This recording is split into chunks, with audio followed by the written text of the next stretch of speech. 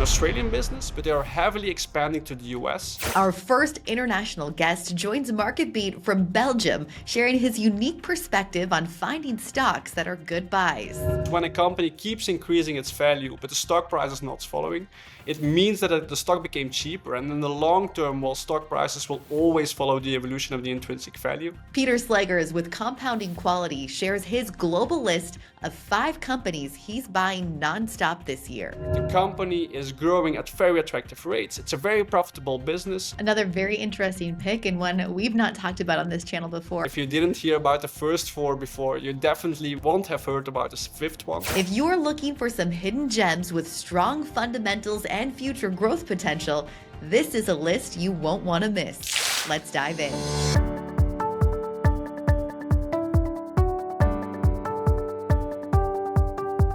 Pieter, so great to have you with us today, all the way from Belgium. You are our first international guest on this channel. If you're a regular subscriber, you know we usually talk to our regular MarketBeat analysts from all over the US. If you're not a subscriber yet, we would love to have you click that subscribe button and join us for all of our daily stock list videos just like this one. But this one really is a special treat. Pieter, again, is sharing an international perspective on the markets. He's put together a list of 5 stocks you've maybe never heard of before, but he is buying nonstop this year. I can't wait to get to your list, Pieter. But first, I want to just have you introduce yourself and share a little bit more about your unique perspective on the market. My name is Pieter and I'm operating under compounding quality. So compounding on the one hand, well, let's say the magic of compound interest.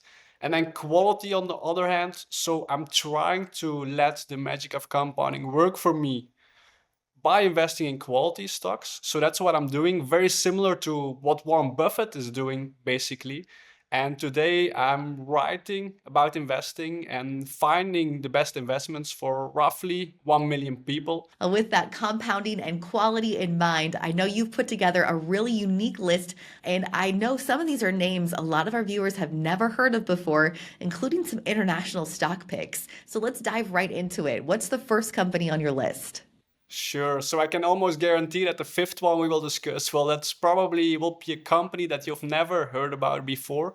But let's maybe start with a US example. Well, one company I'm truly interested in right now is Zuetis. So Zuetis is a US stock, and it's a US stock active in the pet and cattle markets. So they produce medical treatments. And why I think it's so interesting? Well, honest confession, I've been looking into the stock for 4 to 5 years right now, but it has always been quite expensive, and I don't think it is so expensive today. So one sad thing we are suffering from today is, well, people are spending more and more time alone, which is a sad thing. And obviously we are human animals. We want to have some friends, to talk with people and so on. And you see that people try to offset the loneliness by having a pet.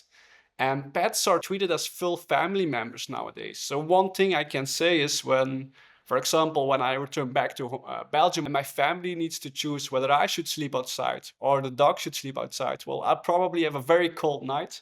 So they are full family members. When your dog is sick, for example, you will spend everything you need to make him feel better, whether it's 50 USD, 100 USD, or 1000 USD, you will do that. And one company that's clearly benefiting from that is Zuetis. So they are very profitable. They are able to grow at attractive rates of return. And as I already mentioned, well, I've been waiting for quite a while to buy the company. And today the valuation seems very reasonable. So the valuation is roughly 25 times earnings, which may still sound like a lot, but given the fact how great the business is and given the fact how many room for growth there is, I think it's a company with a lot of potential right now. And maybe one last thing to add. Well, yesterday, Terry Smith of FundSmith, one of the best quality investors in the world, well, he basically did show which new positions he bought, and Zuetis was one of them. So it's always great to have the same philosophy and same stock pick as one of the best investors in the world. Yeah, that is always a good sign. My one thought, anytime someone brings up a company involving pets, there seems to be a lot of saturation in this market. There's a lot of different companies out there. Talk about where Zuetis stands on kind of the competitive scale. Yeah, sure. So I definitely think they have a clear competitive advantage. I think in the US and globally, basically, there are two companies dominating the entire market. That's Zuetis on the one hand and IDEX Laboratories on the other hand. And it's all about economies of scale. It's all about the pricing power. Obviously, it's like for yourself, it's for your health, but then for a pet. And when a company has a very great brand name, basically, and you know that you can trust those medical treatments, well, that's really important. And that's why clients and people keep coming back to Zoetis time after time. Before we wrap up the conversation on Zuetis, let's talk about the stock chart a little bit. What accounts for the little drop that they're at right now? Is it just with the overall market, or is there any reason for concern for investors out there when you look at the stock chart for this company? Yeah, first of all, the thing I want to say is, for example, when you will look at the numbers last year, we see that the free cash flow of Zoetis increased by 40%. But the stock price, on the other hand, it's basically did nothing or declined slightly. And that's exactly what you want to see, because when a company keeps increasing its value, but the stock price is not following, it means that the stock became cheaper. And in the long term, well, stock prices will always follow the evolution of the intrinsic value. So I'm actually very happy to see this. And some people are taking some profits on Zoetis right now. Well, the growth will be or is expected to be slightly lower. But in my own models, well, I still think that Zoetis can increase its intrinsic value, its fair value, by 11% per year. And something similar should be possible for the stock price as well. And that's something I would be very happy with. Very good. A Mhm. very steady growth company. Well, let's move on to the second company of your list of stocks you're looking at in 2025. Sure, the second one I brought for you guys is MSCI, the company MSCI. Not sure if you know it, Bridget. I guess you do. No, I've not heard of this one yet on the channel. I didn't. So it's a very interesting company, and basically MSCI is an index provider. And that's very interesting to me because passive investing is getting more and more popular. So more and more people are investing passively. And MSCI is a company that is fully benefiting from that. So basically what you need to know is one, 97% of revenue are recurring in nature. And every time someone invests in a passive ETF with the name MSCI in it, well, in that case, the company gets paid. So the company gets paid a percentage of the assets under management that are in an ETF of MSCI. Just think about the iShares MSCI World Index, for example. And I think this is interesting, really interesting, because of two reasons. One, well, in the long term, let's hope, and I'm quite sure it does, that the stock prices go up. So as a result, the assets under management go up as well, and MSCI gets paid more. And the second point is, well, when those ETFs still get inflow, when other people invest more and more in an ETF that has the name MSCI in it, the company will do better as well, right? So then you basically, mathematically, you're certain that the stock price and the company will do better as a stock market itself. So to some extent, well, you are investing in the stock market with some kind of leverage. And that's also one of the reasons why a company like BlackRock has done exceptionally well over the past 10 years, over the past 20 years. And I think exactly the same is true for MSCI. And on top of that, well, you have the CEO, Fernandez, who has been there for over 20 years.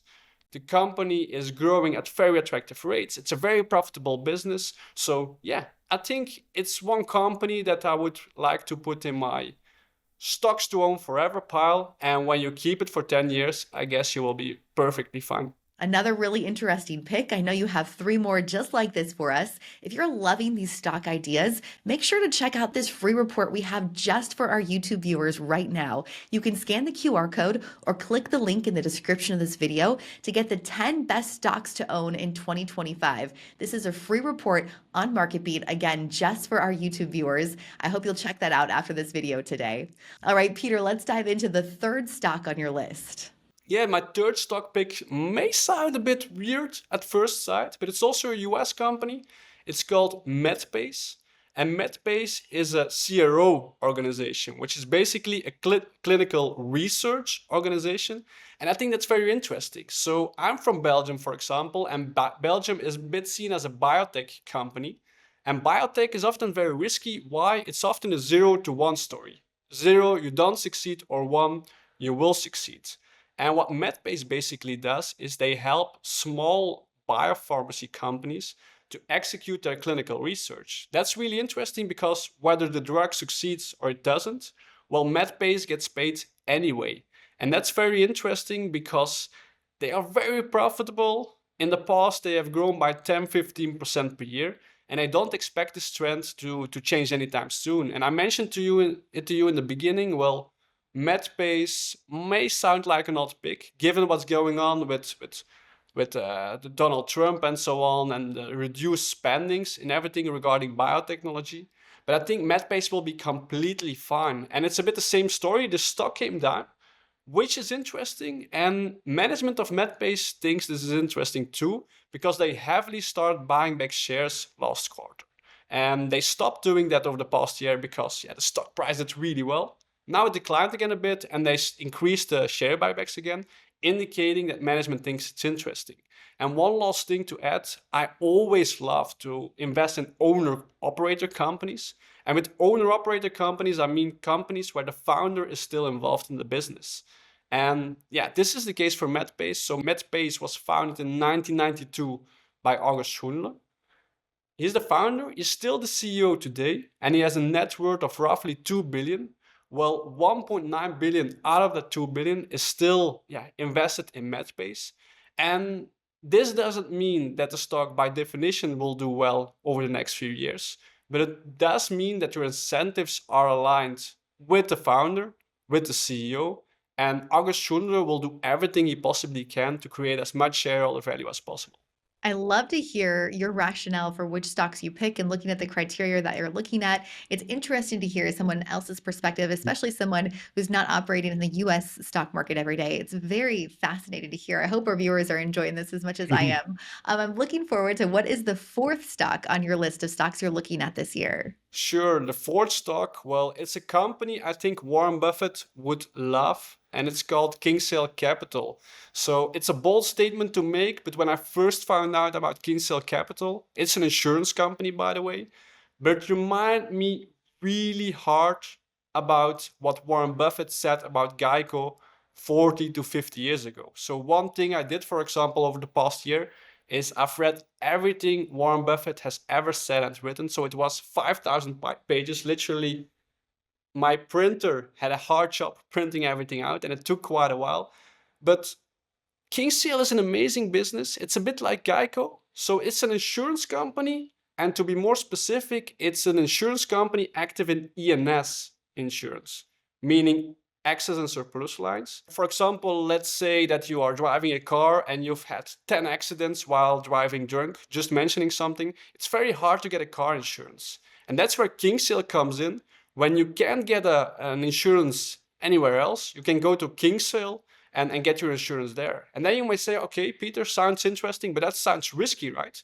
And that's exactly true. Well, those kind of insurances are more risky. But obviously, you also need to pay a way higher premium for that, which makes it very interesting. And one of the things is, well, the insurance business is a very old school business. You have a lot of companies who are not using all data efficiently, and Kinsale Capital actually should be seen as a data company. So they have way more data. They are way better in analyzing those data. And as a result, they are able to determine the risks way better. And that's also why they are way more profitable than other insurance companies. And maybe one last thing to add. Well, when I was talking with Mike Yu a few months ago, I was also interviewing him for Compounding Quality. I asked him, well, an insurance company, they basically receive premiums to get an insurance, and then they invest those premiums usually in bonds and equities.